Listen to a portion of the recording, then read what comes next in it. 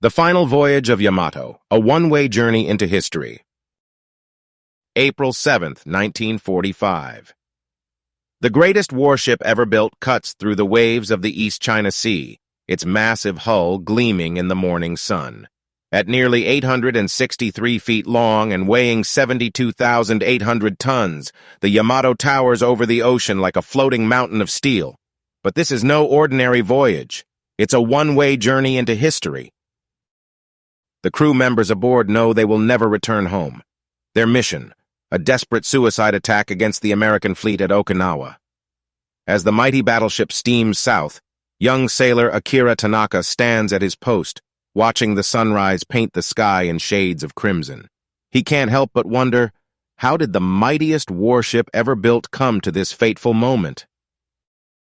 To understand the Yamato's final journey, we must first travel back to a time when Imperial Japan dreamed of naval supremacy. In the 1930s, as storm clouds of war gathered over the Pacific, Japan embarked on an ambitious project to build the most powerful battleship the world had ever seen. The numbers alone tell a story of engineering taken to its absolute limits. The Yamato's 9 18.1-inch main guns were the largest ever mounted on a warship. Each gun barrel was as long as a cricket pitch and could hurl 3 200-pound shells over 25 miles.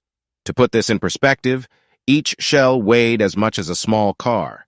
The ship's armor belt was 16 inches thick in places, the equivalent of stacking 3 Sherman tanks on top of each other. But what truly set the Yamato apart was its sheer scale. Its displacement was greater than that of 3 Titanic-class ocean liners combined. The bridge tower rose as high as a 10-story building. Even the anchor chains were engineering marvels, with each link weighing 256 pounds. The ship was so massive that engineers had to design special dry docks just to build it. The construction was shrouded in utmost secrecy. Workers were compartmentalized, with each group only knowing about their specific section. The Japanese Navy even built a roof over the construction site to prevent aerial reconnaissance. When launched in 1941, the Yamato represented not just a warship, but the embodiment of Japan's industrial might and technical prowess. For the Japanese people, the Yamato was more than steel and guns. It was a symbol of national pride and power. Its very name carried profound meaning, being the ancient name for Japan itself. The ship embodied the spirit of Yamato Damashi, the unique cultural soul of Japan. In a nation that prized both technological advancement and traditional values, the Yamato represented the perfect fusion of both. But history had other plans. By the time the Yamato was completed, the nature of naval warfare had fundamentally changed. The Battle of Midway in 1942 proved that aircraft carriers, not battleships, would dominate the seas. The mighty Yamato, designed to engage enemy battleships in decisive gun duels, found itself in a war where the greatest threats came from the sky. For most of its service life, the Yamato served as a floating fortress, carefully preserved by the Japanese Navy as a symbol of power and a final trump card.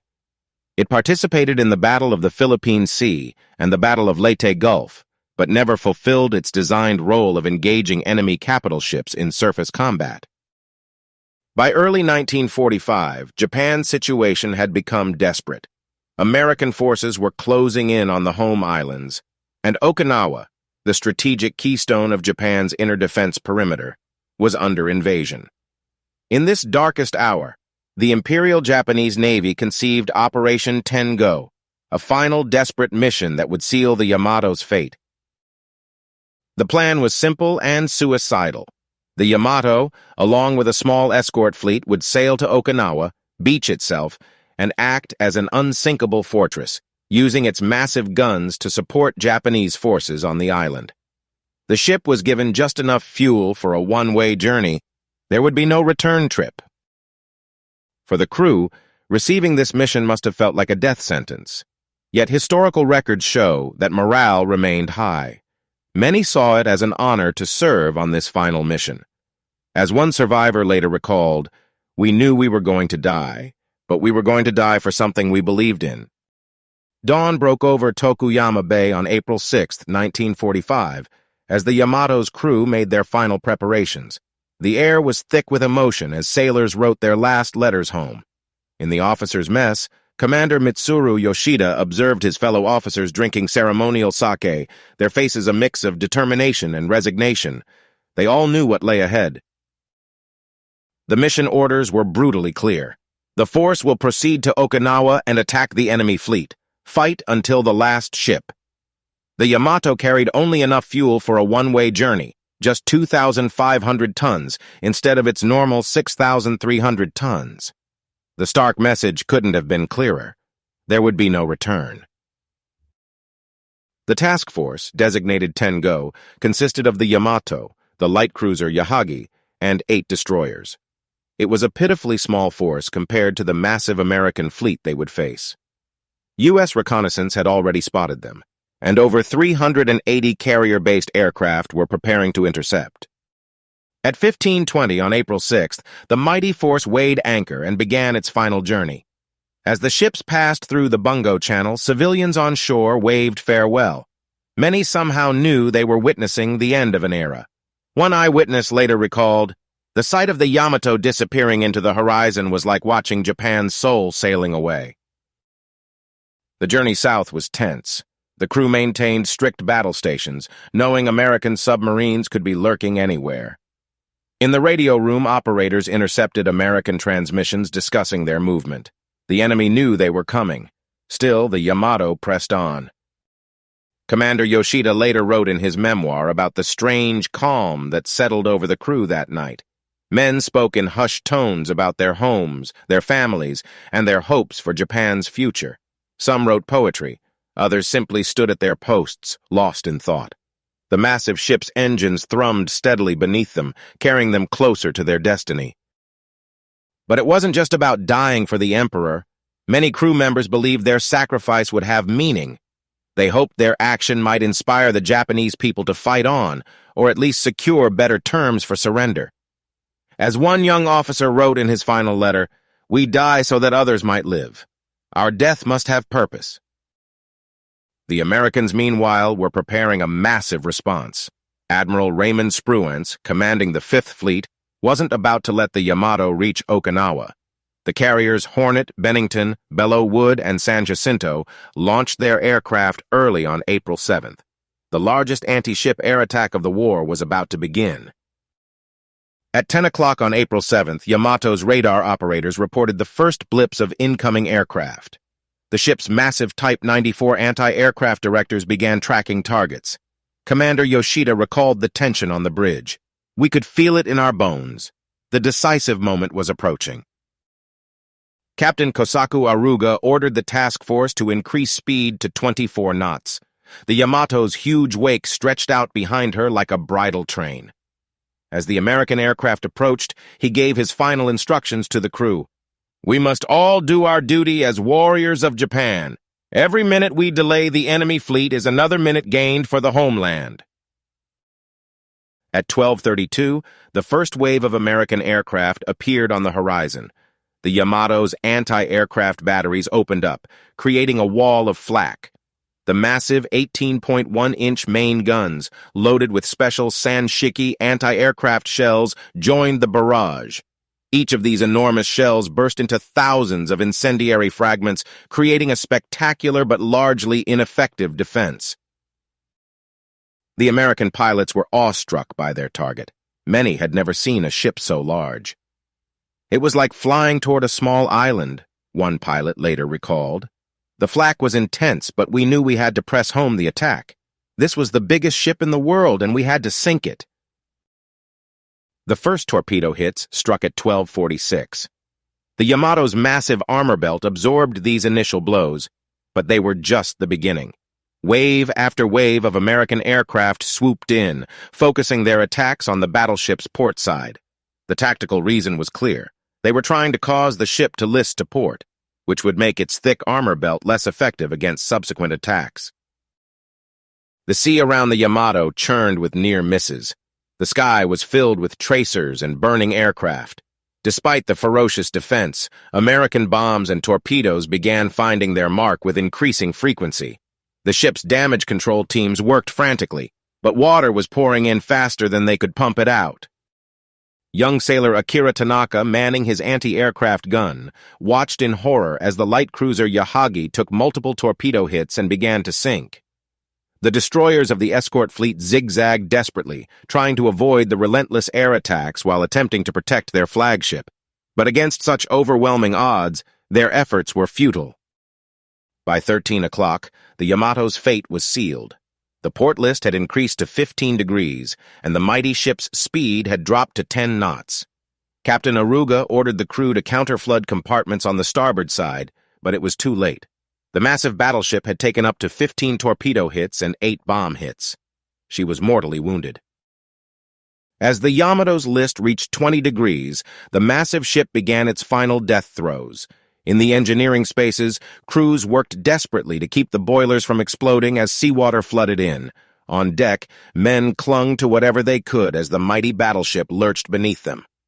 The American attacks continued relentlessly, but they were almost unnecessary now. The Yamato was dying. At 14:02, Captain Aruga gave his final order. All hands, abandon ship. But many crew members chose to remain at their posts. In the midst of chaos, acts of extraordinary courage emerged. Senior Staff Officer Rear Admiral Kimura was seen helping young sailors into the water. He refused to leave himself, saying simply, "The ship is my post." In the radio room, operators continued sending their final situation reports until the very end. Their last transmission was chillingly simple. Serious damage sustained. Under heavy attack by enemy aircraft, ship listing to port. The Yamato's final moments were apocalyptic. As the list increased beyond 45 degrees, the massive main gun turrets, each weighing more than a destroyer, broke free from their mounts and crashed into the sea. The noise was described by survivors as like mountains falling. The ship's hull groaned under impossible stresses as thousands of tons of water poured in. At 14:23, something extraordinary happened. Deep within the dying ship, tons of ammunition for the main guns detonated. The explosion was massive, the largest ever recorded from a warship's magazine. It created a mushroom cloud that rose over 4 miles into the sky and could be seen from mainland Japan, over 100 miles away. The blast was so powerful that it threw men who had already abandoned ship clear of the water. In an instant, the mighty Yamato split in two. The forward section, with its distinctive pagoda mast, rolled over and plunged into the depths. The aft section followed moments later. The largest battleship ever built slipped beneath the waves, taking 3,055 of her 3,332 crew members with her. The numbers tell a stark story of sacrifice. Of the total crew, only 276 men survived. Among the escorts, the light cruiser Yahagi and 4 destroyers were also sunk. American losses were remarkably light, just 10 aircraft and 12 airmen. The disparity in casualties highlighted the fundamental shift in naval warfare that the Yamato's death represented, the end of the battleship era. But the Yamato story doesn't end at the bottom of the East China Sea. In many ways, its real impact on Japanese culture was just beginning. The ship's final mission became a powerful symbol of both the futility of war and the nature of sacrifice. It represented what many saw as the end of Imperial Japan itself, a mighty empire brought low by its own inability to adapt to changing times. In the decades since, the Yamato has taken on an almost mythical status in Japanese culture. It has been the subject of countless books, films, and anime series. The 1974 animated series, Space Battleship Yamato, reimagined the ship as a spacefaring vessel, saving humanity rather than serving as an instrument of war. This series helped a new generation of Japanese people reconcile with their military past while looking toward a peaceful future. Today, the Yamato rests in 2 pieces, 1,200 feet below the surface.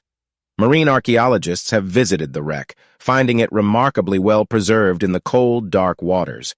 The site is considered a war grave and is protected by Japanese law. In Kure, the city where the Yamato was built, a museum houses a massive 1/10 scale model of the ship.